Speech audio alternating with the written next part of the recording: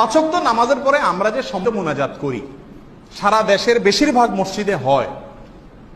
এই সম্মিলিত মোনাজাত ইমামের সাথে নামাজের পরে সালাম তোলার পরে হাত তোলা, ইমাম সাহেব যা বলেন সাহেব বললেন না বলেন, এরপর সবাই মিলে হাত নামানো, এই সম্মিলিত মোনাজাত, এটা ইসলামী শরিয়াতে এটার অবস্থানটা কোথায়?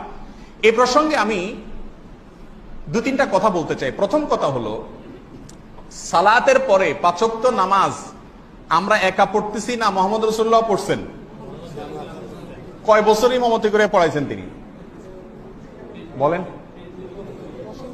মদিনায় আসার পরে প্রকাশ্যে জামাতের সাথে নামাজ হয়েছে, সেটা কত বছর? 10 বছর। মদিনায় আসার পর রাসূল বেঁচে ছিলেন কত বছর? তিনি কোন মসজিদে ইমামতি করতেন? মদিনার মসজিদে নববীতে। তার মৃত্যুর পরে দায়িত্ব নিয়েছেন আবু বকর, আবু বকরের মৃত্যুর পরে দায়িত্ব নিয়েছেন, তার মৃত্যুর পরে স্থলাভিষিক্ত হয়েছেন, তার মৃত্যুর পরে স্থলাভিষিক্ত হয়েছেন। এই চারজন মিলে কত বছর বাইচা ছিলেন? 30 বছর। রাসূলের 10 বছর, ওনাদের 30 বছর, মোট কত বছর হলো? এই 40 বছর ওনারা ইমামতি করছেন না করেন নাই? তাদের ইমামতিতে তারা নামাজের পরে মুসল্লিদেরকে নিয়ে এভাবে আমাদের মতো হাত তুলে সবাইকে নিয়ে দোয়া করেছেন। এরকম যদি একটি হাদিস সারা বাংলাদেশের পূর্ব থেকে পশ্চিম, উত্তর থেকে দক্ষিণ সমস্ত মাদ্রাসাগুলা ঘেটে যদি বের করতে পারেন, আমি